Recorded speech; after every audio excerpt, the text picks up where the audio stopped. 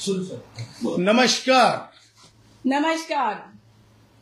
Doctor Jayashree Patil जे आहेत, एकूण महाराष्ट्रामध्ये सध्या जे आरक्षणाच्या गलीचं राजकारण चाललेलं आहे त्याच्यावर जे आपलं मत व्यक्त करतील आणि त्यांनी ज्या प्रकारे कायदेशीर प्रक्रिया राबवत आहेत त्याबाबत त्यांची काय कारवाई आणि काय प्रक्रिया राबवत आहेत त्याबद्दल ते सांगतील. नमस्कार. आज मला संजय राऊतांची कान उघडणी करायची आहे. संजय राऊत, तुम्हाला वेगवेगळे भाष्य करणं म्हणजे काय फार शहाणपणा वाटतो का? मला हे कळत नाही कोणतं शहाणपण आहे. माननीय उच्च न्यायालयातले ज्या जज आहेत त्यांना तुम्ही डायरेक्ट आरोप करता. म्हणजे न्यायालयाचा तुम्ही अपमानच करत नाही, अवमानच करत नाही, तर तुम्ही न्यायालयाला स्कॅन्डलच ठरवता. हे वागणं आणि हे बोलणं तुमचं अतिशय चुकीचं आहे.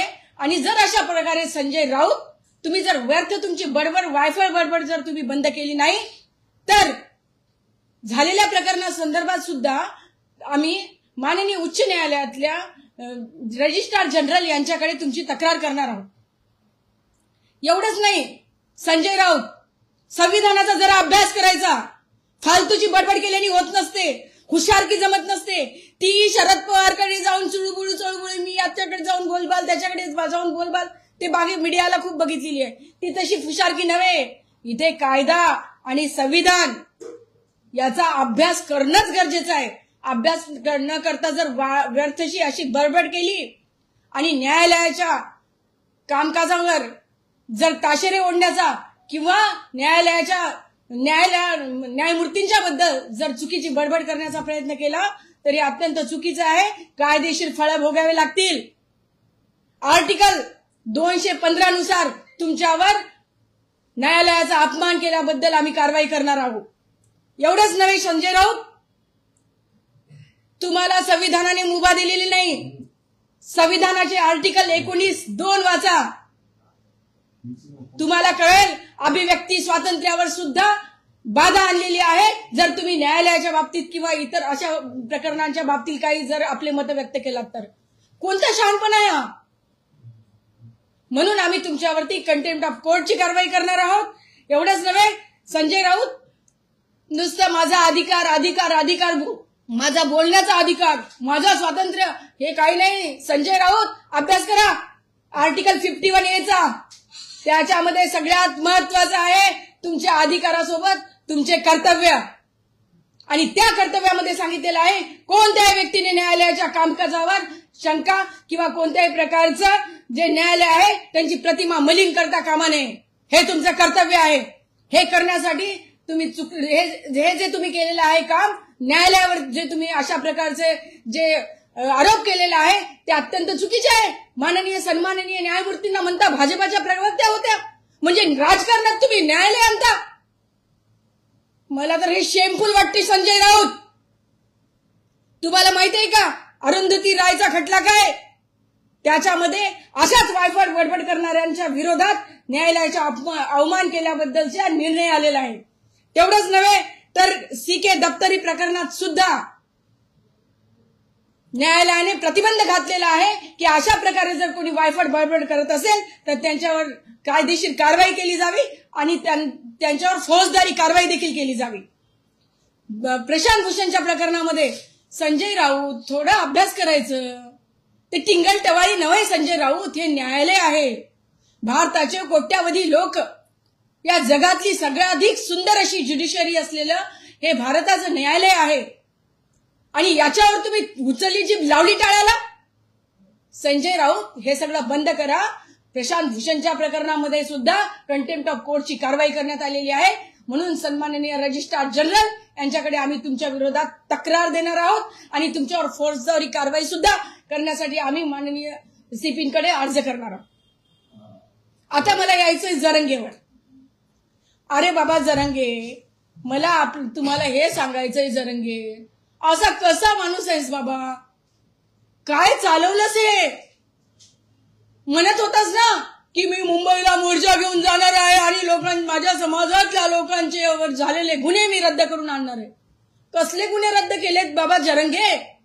उलट गुन्हे दाखल झालेत. हे काय आहे हे? म्हणून जरंगे, मला तुला स्पष्ट सांगायचं आहे की अशा प्रकारचं वर्तन आहे बंद करायचं.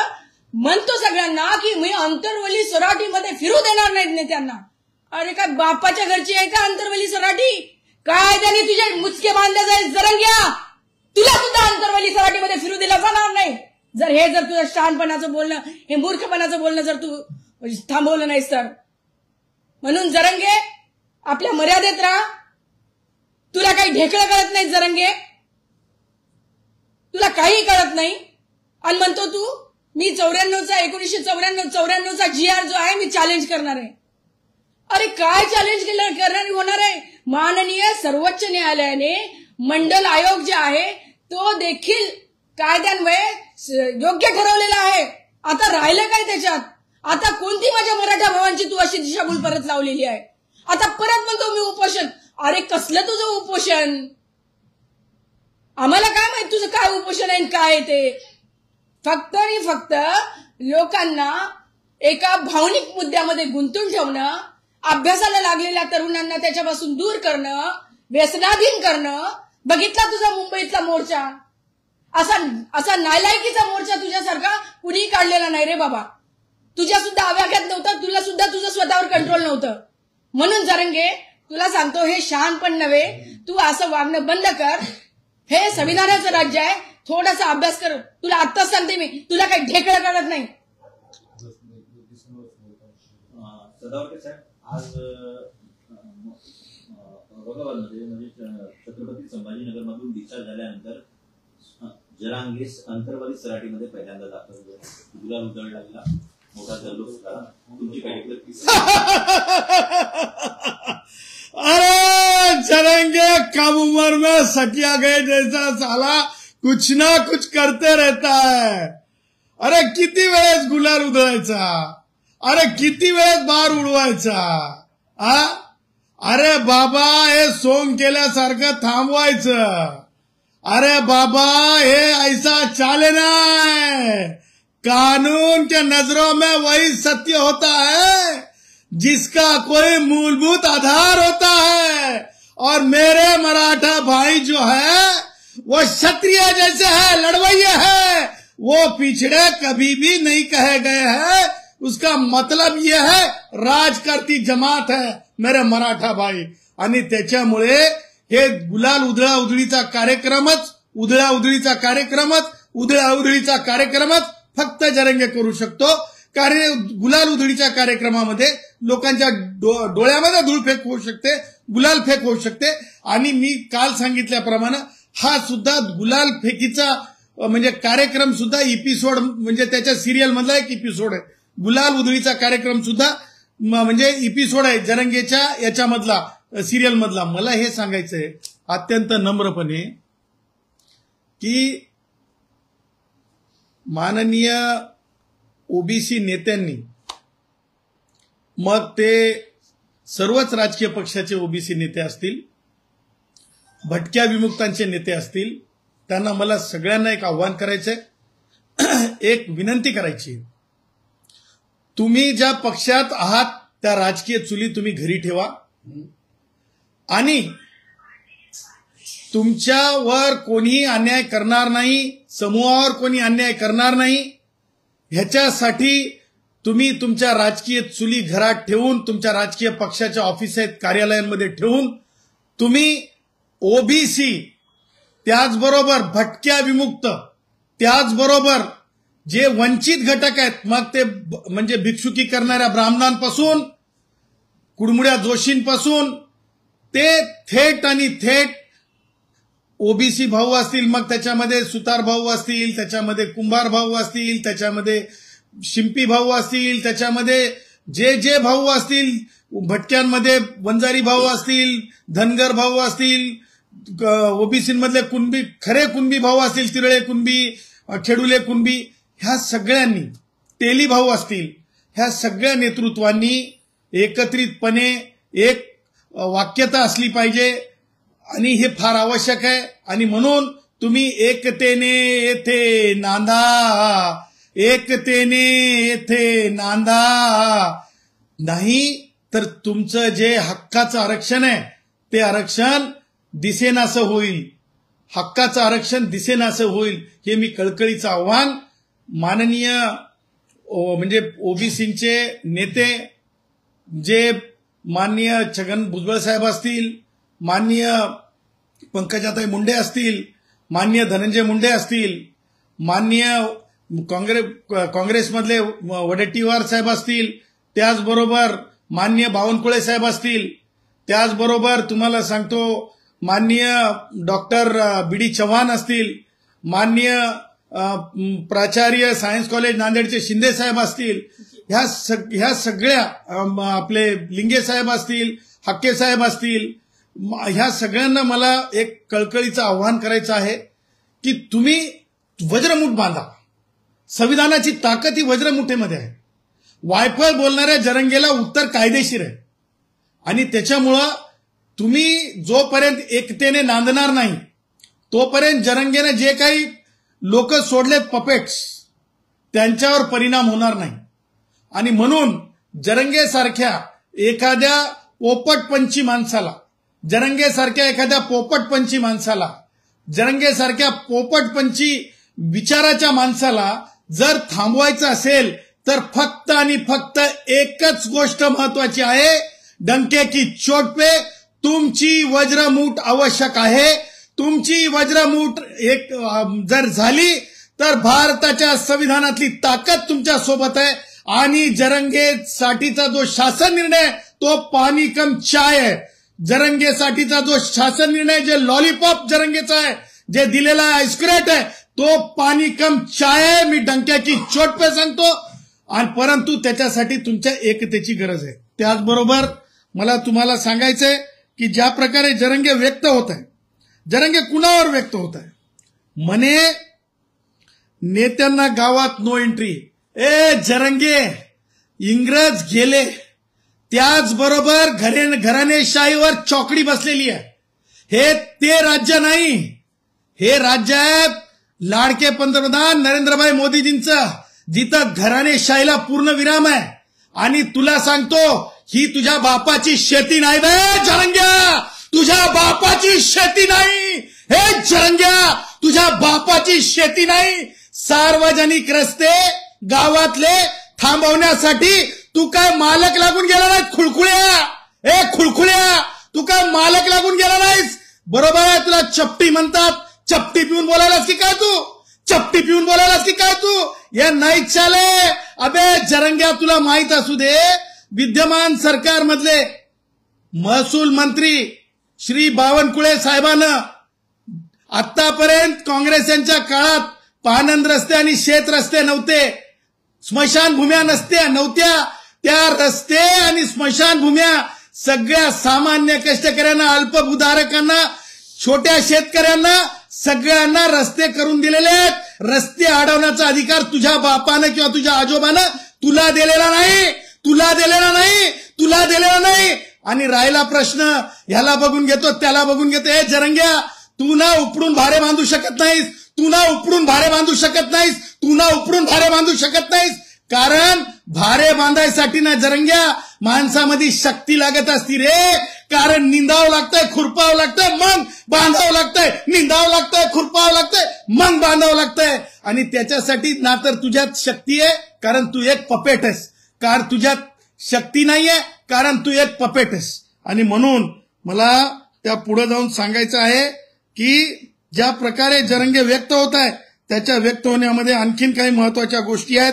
तो म्हणतो शासनाच्या जीआरच्या बाबतीमध्ये मला हे म्हणायचं आहे की शासनाचे जीआर चा अर्थ, शासनाच्या जीआरचं काय आयुष्य आहे, काय भविष्य आहे, काय आयुष्य आहे, काय भविष्य आहे हे अल्पावधीत समजेल. म्हणे 17 तारखेपर्यंत प्रमाणपत्र नाही दिले तर म्हणे अबे मला वाटतं ते आमच्या त्या दाढीवाल्या मिया भाई बोलो भाई भाईजान मामूजान भाईजान, जरंगे जान भाईजान मामूजान मामूजान भाईजान जरंगे जान म्हणतात ना. वान नाही तर गुण आला, वान नाही तर गुण आला. मला वाटायला इथे जे भाईजान मामूजान जे भेटायला आले ते आझाद मैदानामध्ये व्यवस्था करू लागले सगळी.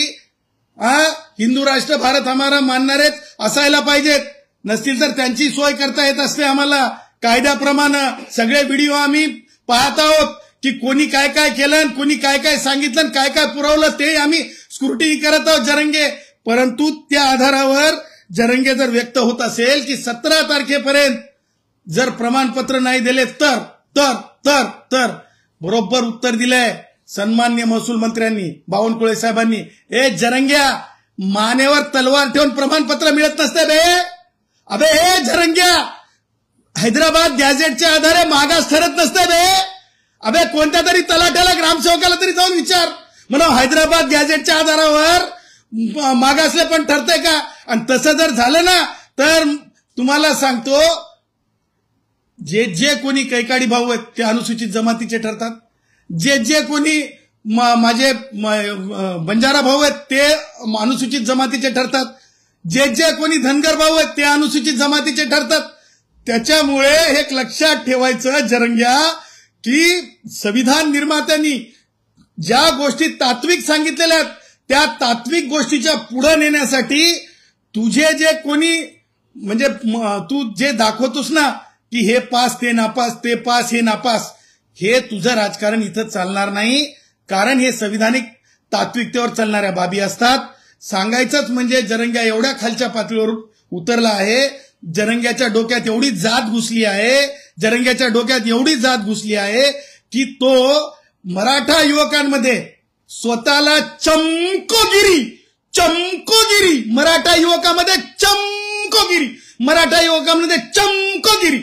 युवकांमध्ये चमकोगिरी करण्यासाठी जरंग्या म्हणतो की शिंदे साहेबांना किती मार्क मिळाले. शिंदे साहेबांना म्हणतो आरक्षण आंदोलनात शिंदे साहेबांना चांगले मार्क. तू साला किती पासेस बे, तू साला किती गुणांकन आहे बे तुझं. तू साला गावात शिकला नाहीस, काय शिक्षण झालं बे तुझं. तुझं प्रमाणपत्र तरी बघू दे बे तुला. अबे काय मिट्टू पप्पी दे मिट्टू पप्पी दे मिट्टू पप्पी दे सारखं तुला कोणीतरी डोक्यात टाकतंय. त्या प्रकारचं व्यक्त होणं म्हणजे ज्ञान अर्जनात मध्ये आपण काहीतरी उंच पातळी गाठली असं होत नाही.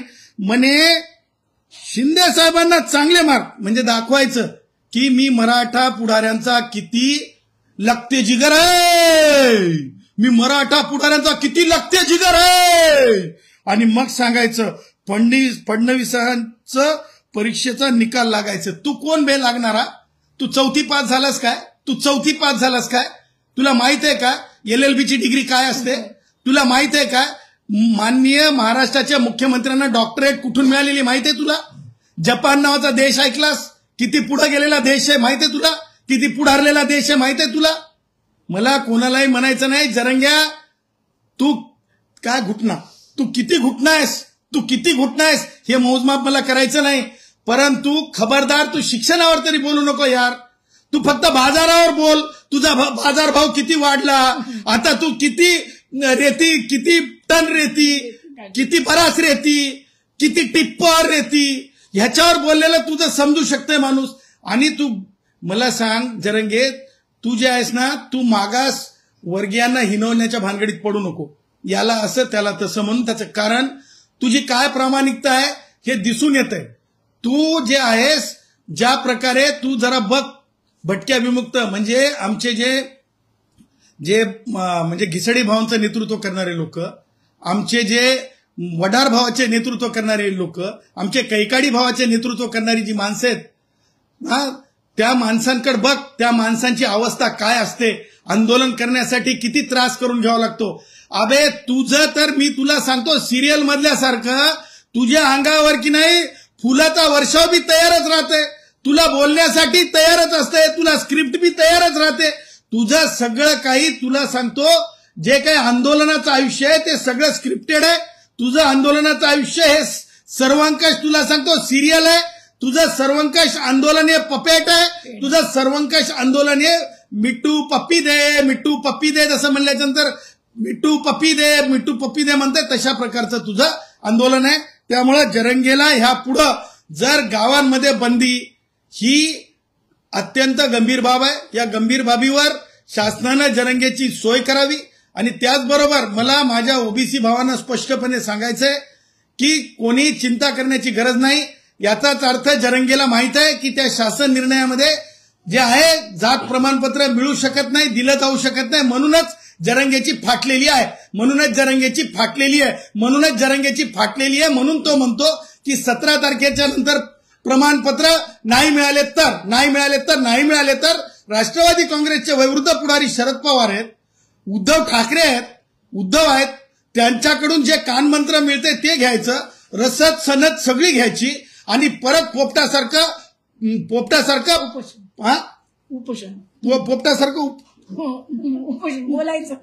बोलायचं पोपटासारखं बोलायचं बोल बच्चन करायचं. सदावर्ते साहेब, मराठा समन्वयक आणि अभ्यासक आहेत संजय लाटे पाटील.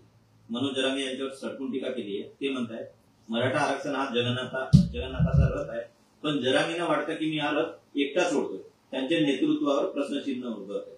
त्याचं कारण आहे, लक्षात ठेवा, जे राष्ट्रवादी काँग्रेसचे जे हे आहेत वयोवृद्ध पुढारी शरद पवार गटाची जे काही म्हणजे सहकारात जी लोक आहेत त्या लोकांच्या अनुषंगानं आजकाल कसे माहितीये का, ह्युमन रिसोर्स पुरवला जातो जरंगेला. साधन सामुग्री असेल, ह्युमन रिसोर्स असेल, त्याचबरोबर उद्धवचे जे काही उरले सुरले आहेत त्याच्या माध्यमातून ह्युमन रिसोर्स पुरवला जातो. आणि त्यामुळे जरंगेमध्ये एक आविर्भाव तयार झालेला आहे की जरंगे म्हणजे सब कुछ सर्वांकश, परंतु जरंगे कुछ भी नहीं है, कुछ भी अंकश नहीं है. जरंगे इज इक्वल टू, कारण जरंगेचं असं आहे की इज इक्वल टू 0 याच्यासाठी म्हणतो मी की जरंगेला ना तर संविधानाचं ज्ञान आहे. जरंगे आज कसा व्यक्त झाला, म्हणे मी GR चॅलेंज करतो. अरे GR कसा चॅलेंज करतो, ज्या मागासलेपणाच्या आधारावर मंडल कमिशनला सर्वोच्च न्यायालयाने नक्की निश्चित केलेलं आहे, स्थिर स्तरावर केलेलं आहे. त्याच्यामुळं जरंगेच्या मनामध्ये जे आहे ते जरंगे म्हणजे आमच्या फिल्म इंडस्ट्रीमध्ये मोठे मोठे प्रोडक्शन हाऊस असतात, त्या प्रोडक्शन हाऊसमध्ये एक हिरो आपला ठेवणीतला असतो. प्रोडक्शन हाऊस मधले हिरो ठेवणीतले असतात, सिरियलमध्ये सुद्धा ठेवणीतले हिरो असतात. म्हणजे त्या प्रोडक्शन हाऊसचा त्या सिरियल मधला ठेवणीतला हिरो काढायचा आणि त्याला चालवत राहायचं. तशा प्रकारे जरंगे सुद्धा एका राजकीय ठेवणीतला आहे आणि त्या ठेवणीतला असल्यामुळं जरंगेला असं वाटतंय की शरद पवार उद्धव म्हणजे सर्वंकष महाराष्ट्र आहे. कारण जरंगे जे आहे स्वप्नामधलं कुस्ती खेळत राहतो, स्वप्नातली कुस्ती खेळत राहतो. जरंग्याला खरी कुस्ती माहित नाही, खरं मलखांब माहित नाही. आणि तुम्हाला सांगतो जे चपटीवाला असतंय त्याला काय माहित असतंय, असं ते एकूण जरंगेच्या बाबतीतलं प्रश्न आहे. संजय लाटे पाटील परत एकदा पुढे असं म्हणतात, आरोप करताना ड्राफ्ट एकंदरीत हा जो आरक्षणाच्या संदर्भात होता किंवा जे राधाकृष्ण विखे पाटील माहिती घेऊन गेले होते किंवा एकंदरीत ड्राफ्ट घेऊन येतो तो सर्वात अगोदर यांनाच माहिती होता जरांगेंना, असा त्यांचा आरोप आहे. त्यांचं म्हणणं असं आहे मनोज जरांगे आंदोलनातून स्वतःची बुवाबाजी चालवतात, त्यांना स्वतः पुढून कॅमेरा जायला नको असं वाटतं. मराठा समाजातील घटनात्मक आवाज आणि अभ्यास असलेल्या लोकांना टार्गेट करण्याचं काम ते सूत्रबद्धतेने करतात. जरंगे एवढं निसाक आहे, मला म्हणायचं नाही हिंसा झाला पाला, तुम्हाला सांगतो जरंगे इतकं निसाक आहे की त्यानं स्टेजवर माझ्या आयुष्यात बघलं नाही की मी हगलो की नाही पॅन्ट मध्ये, म्हणून त्यानं पॅन्ट वर करून दाखवली, पॅन्ट काढून हाताने अशी फडकून दाखवली. मी माझ्या आयुष्यामध्ये कधीच असं पाहिलं नाही. कारण ग्रामीण भागातला माणूस हा अत्यंत तुम्हाला सांगतो इज्जत विनय संपन्न असतो. तो तुम्हाला सांगतो मांडी सुद्धा उघडी पडू देत नाही. यानं चड्डी काढून म्हणजे ते काय पॅन्ट काढून, हे पिवळं हगल्याचं प्रतीक नसून हे पिवळं जे आहे काहीतरी लागल्याचं आहे हे दर्शवणारं एवढं तुम्हाला सांगतो बरबटलेलं आहे. ते त्याला प्रसिद्धीचं बरबटले पण ह्याच्यासाठी पाहिजे की त्याची दुकान चालती ना हो, रेती कोण मोजल हो, रेती तर मोजावं लागेल की नाही हो, किती बरास आहे. त्याच्यामुळं कोण आहे ते संजय लाखे पाटील, मला काही त्यांचं काही म्हणजे फार माहिती नाही, अननोन माझ्यासाठी माणूस आहे. आणि ते मला असं वाटतंय की ते आपसातल्या लिडरशिपचं एकूण भांडण असेल, त्या छोट्या लोकांच्या भांडणात मला पडायचं नाही. परंतु ज्या प्रकारे राधाकृष्ण विखे पाटलांची भूमिका आहे ही वादित आहे. राधाकृष्ण विखे पाटील यांच्या भूमिकेच्या बाबतीत मला स्पष्ट सांगायचं आहे की राधाकृष्ण विखे पाटील हे त्या समितीचे एक्झिक्युटिव्ह चेअरमन अध्यक्ष असू शकत नाही. 1. 2. राधाकृष्ण विखे पाटील हे मंत्री म्हणून स्थिर स्थावर राहू शकतात का, असा सुद्धा माझा मुद्दा आहे. त्याचं कारण आहे की ज्या प्रकारे राधाकृष्ण विखे पाटीलवर गुन्हा दाखल म्हणजे क्रिमिनल प्रॉसिक्युशन झालं, अत्यंत गंभीर प्रकारचे गुन्हे आहेत. म्हणजे काय म्हणतो त्याला आपण, कर्ज वितरण योग्य बोगस अशा प्रकारचं. त्याचबरोबर त्या सगळ्या म्हणजे याला कशा प्रकारे बोगस पद्धतीने ऍडजस्ट केलं, सेटल केलं, किंवा जे काही आर्थिक प्रकरण आहे, आर्थिक अर्थकारणावरलं फसवणूक म्हणून, ह्या सगळ्या बाबी न्यायालयाने जे आहेत नोंदीत केलेल्या आहेत आणि FIR झालेला आहे. आणि त्यामुळं अशा प्रकरणामध्ये Radhakrishna Vikhe Patil just because you are Maratha तुम्हाला जामीन घेणं आवश्यक आहे की नाही, की तुम्हाला भीतीच नाही आहे कायद्याची. त्याच्यानंतर राधाकृष्ण विखे पाटील, मला दुसरा उपप्रश्न आहे त्याच्यामध्ये, राधाकृष्ण विखे पाटील जर एक न्याय ज्या प्रकारे स्टॅलिन बालाजीच्या प्रकरणात साऊथ मधल्या एका मंत्र्याच्या बाबतीमध्ये स्पष्ट आहे की त्या मंत्र्याला माननीय सर्वोच्च न्यायालयाने माननीय न्यायमूर्ती ओक ज्यावेळेस सर्वोच्च न्यायालयात होते त्यांनी स्पष्टपणे त्यांच्या पॅरेग्राफ नंबर 5 आणि 6 मध्ये नमूद केलेलं आहे की तुम्ही हे म्हणताय की म्हणजे तुम्ही राजीनामा दिलेला आहे म्हणून तुम्ही जामिनीस पात्र आहात, कारण तेही मंत्री होते, अशाच प्रकारचा पैशाचं प्रकरण होतं आणि मग तुम्ही पुढेही पॉवरफुल पोझिशनला बसणार नाहीत ज्याच्यामुळे इव्हिडन्स धोक्यात येणार नाहीत, म्हणून तुम्हाला लिबर्टीच्या बाबतीत विचार सर्वोच्च न्यायालयाने केलेला आहे.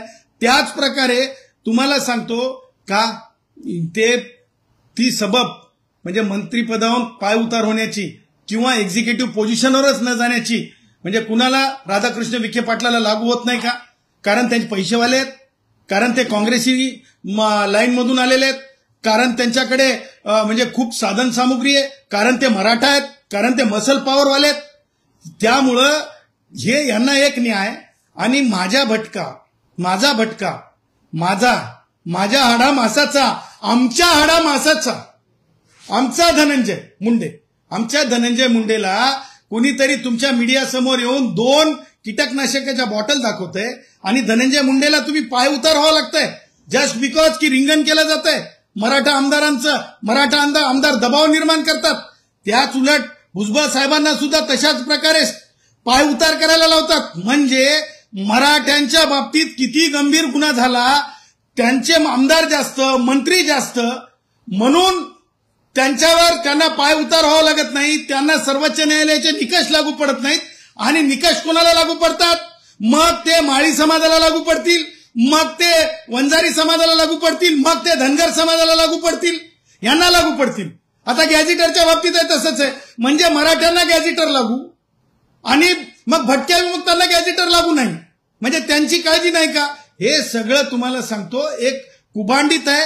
तुम्हाला सांगतो त्याच्यामुळे जी वादित भूमिका आहे मग न्यायमूर्ती संदीप शिंदेची असेल किंवा यांची असेल, कुणाची, राधाकृष्ण विखे पाटलाची, माननीय न्यायमूर्ती संदीप शिंदेने तरी जाहीर करावं ते मागासआयोग नाहीत म्हणून त्यांच्या नोंदींच्या आधारे त्यांना आरक्षण देण्यात आलं, म्हणजे त्या म्हणून शिफारस केली शासनानं GR काढून. ह्याच्यापेक्षा दुर्दैवी काय असू शकते. आणि त्याच्या पुढची अत्यंत गंभीर गोष्ट मला सांगा, राधाकृष्ण विखे पाटील, तुम्ही जरंग्याच्या प्रकरणामध्ये समाज कल्याण मंत्री नसताना सुद्धा बडेजाव करून घेता, म्हणजे जातीवर आधारित काम करायचं का की मंत्रालयावर आधारित काम करायचं. राधाकृष्ण, तुम्हाला बोलावं लागेल, प्रश्न विचारले जातील. आणि म्हणून मला तुम्हाला हे विचारायचं आहे की ज्या प्रकारे अहिल्यानगर जिल्ह्यामध्ये एका मागासवर्गीय मंदिरामध्ये सेवा करणाऱ्या अनुसूचित जातीच्या माणसाचं मुंडकं कापलं आणि तो पुजारी होता मराठा समाजाचा, त्याच्या घरच्या लेकराला नोकरी देण्याची तुम्हाला दृष्टी तुमच्या डोक्यात पडली नाही. ही कोणती दळबद्री विचार आहे. तुम्ही जरंगेची पायपीट करायला समाज कल्याण मंत्र्याच्या अगोदर तुम्ही पोहोचता just because you are Maratha and Jarange is Maratha. परंतु तुम्ही आतापर्यंत ज्या गावामध्ये मुंडकं कापलंय मागासवर्गीय माणसाचं तुमच्या अहिल्यानगर जिल्ह्यामध्ये, परंतु तुम्ही त्याच्या घरी गेलात का, का तर तो अनुसूचित जातीचा आहे, का तर तो मागासवर्गीय आहे. आजही तुमच्या डोक्यात अस्पृश्यता आहे का? कारण तुम्ही मंत्री आहात, तुम्हाला प्रश्न विचारले जातील आणि तुम्ही गंभीरपणे माफी मागा आणि त्या माणसाच्या, अनुसूचित जातीच्या माणसाच्या घरी जाऊन त्याची विचारणा करा. अगोदर तुम्ही त्या अनुसूचित जातीच्या माणसाच्या घरी, जो माणसाचा खून झाला अत्याचारात, मराठा पुजाऱ्याने अत्याचार करून खून केला, त्याच्या घरी आधी नोकरी द्या आणि त्याच्यानंतर दुसऱ्या नोकऱ्यांचा विचार करा. अन्यथा तो शासन निर्णय सुद्धा उच्च न्यायालयात चॅलेंज करू. तुम्ही जरांगे पाटील काल देखील म्हणत होता की जरांगे पाटील यांची निवड करण्यात आली ती योग्य नाहीये, त्याचा राजीनामा घेण्यात यावा. म्हणजे मुख्यमंत्र्यांकडून जी यांची निवड करण्यात आली होती मराठा समितीसाठी योग्य नाहीये का? निर्णय चुकला का? बघा काय झाले तुम्हाला सांगतो. अलीकडल्या काळात जरंगे नावाची जी खाज निर्माण झाली, विचाराची जी खाज आहे, गुदगुद गुदगुद गुदगुद गुदगुद होती बघा खाज, माहिती आहे तुम्हाला, गुदगुद गुदगुद गुदगुद होती बघा खाज. ही जरंगे नावाची जी खाज झाली ना विचाराची, या खाजनं काय केलं, एवढा जातीवाद वाढवला की जर एखाद्या समितीवर जर प्रमुख म्हणून दुसऱ्या समाजाचा माणूस पाठवला, ओबीसी पाठवला, तर ते बिलकुल चालणार नाही. तुम्हाला सांगतो चारित्र्य संपन्न, म्हणजे तुम्हाला सांगतो, तुम्ही बघितलं असेल की चंद्रकांत दादाबद्दल हा किती खालच्या भाषेत बोलला. म्हणजे सांगायचं तात्पर्य त्यातले त्यात त्याला म्हणजे मराठा लिडरशिप, डॉमिनंट लिडरशिप पाहिजे. चंद्रकांत दादासारखं क्लीन कॅरेक्टर माणसाची लिडरशिप त्याला म्हणजे काय ते मराठा आरक्षण काय उपसमितीमध्ये ती सुद्धा एक्झिक्युटिव्ह पोझिशनला चालत नाही. आणि मग कोण पाहिजे, तर तुम्हाला सांगतो जे पॉलिटिकली म्हणजे काय डॉमिनंट, पॉलिटिकली डॉमिनंट. आता मला माहित आहे की त्या समितीमध्ये आणखीनही काही लोक आहेत, परंतु त्या लोकांना जेवढं बोललं तेवढंच ते येऊन आपलं मत व्यक्त करतात. कारण ते जर काही बोलले, समजा आता उदय सामंत, आपण उदय सामंतांची एक भूमिका बघितली असेल जरंगेच्या आंदोलनाच्या आधी की ओबीसींवर अन्याय होणार नाही वगैरे वगैरे वगैरे, परंतु ही जर माणसं बोलली उदय सामंतांसारखी की नाही हे म्हणजे स्पेस आहे, हे खऱ्या सामाजिक मागासल्या लोकांसाठीच हे आरक्षण आहे, तर ताबडतोब बोट पुढे होणार आणि म्हणणार की हे तर अमुक जातीचं आहे, हे तर अमुक जातीचं आहे, म्हणून हा मराठा विरोधी आहे. म्हणजे तुम्ही बघितलं असेल की बिगर मराठा मुख्यमंत्री असते तेव्हा काय होते. आणि म्हणून ही जी खाज आहे जरंगे नावाच्या विचाराची, जी राष्ट्रवादी काँग्रेसचे वयोवृद्ध पुढारी किंवा उद्धव या सगळ्या विपक्षातल्या राजकारणातून निर्माण केलेली म्हणजे गुदगुदी म्हणणार नाही खाज, या खाजेच्या कारणानं जे आहे त्या समित्यांवर म्हणजे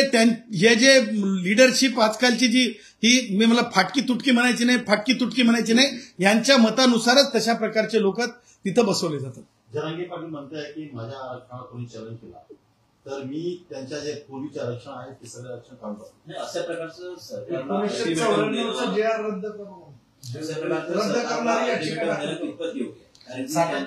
त्यांच्याच विचाराने तो जी आर काढण्यात आला, त्यांचं समाधान करण्यात आलं. बघा त्याचा काय विचार आहे मला माहित नाही, त्याला विचारच नाही. ते तुम्हाला मी तुम्हाला सांगितलं मिट्टू पपी दे, तुम्ही काय सांगायले पोपट. तुम्हाला सांगतो त्याला काय विचार आहे मला सांगा. तुम्ही खाणून पाडून महिलांचा अपमान, जातीय अपमान करणं हे त्याचा विचार आहे आणि तो त्याला पुरवला जातो. ती त्याला तुम्हाला सांगतो हार्डडिस्क दिली, ती हार्डडिस्क त्याच्यात टाकली जाते आणि तो त्या हार्डडिस्क प्रमाणे बोलत राहतो. तुम्हाला सांगतो ह्या म्हणजे जरंग्याच्या प्रकरणामध्ये तुम्हाला सांगतो जरंग्याला ही 12 खडी सुद्धा आरक्षणाची माहित नाहीये. 12 खडी सुद्धा आरक्षणाची जरंग्याला माहित नाहीये. त्याच्यामुळं ज्याला 12 खडी माहित नाही, एबीसीडी आरक्षणाची माहिती नाही, तो जरंग्या तू आम्हाला सांगायला लागलास की मी 94चा GR चॅलेंज करतो. अबे जरंग्या 94चा GR चॅलेंज करणाऱ्या जयश्री पाटलांना सांगितलं की मंडल कमिशन ऑलरेडी सर्वोच्च न्यायालयात चॅलेंज झालं होतं, मंडल कमिशन लॉ सेटल झालेला आहे. त्याच्यामुळं मला तुमच्या पत्रकारांना मला साधा प्रश्न आहे, कुंभार भाऊ आज सुद्धा गाडगे मडके बनवतो की नाही आणि तो लीद आणून माती अशी कालवतो की नाही. माझा जो लोहार भाऊ आहे आजही अशा पालामध्ये भाता चालवतो की नाही. माझा जो वडार भाऊ आहे आज सुद्धा असे दगड फोडतो की नाही. वर ऊन तळतळत राहते. आजही माझा कैकाडी भाऊ गोण्या भरून म्हणजे याच्यावर काय म्हणतो गाढवावर रेती घेऊन जातो की नाही.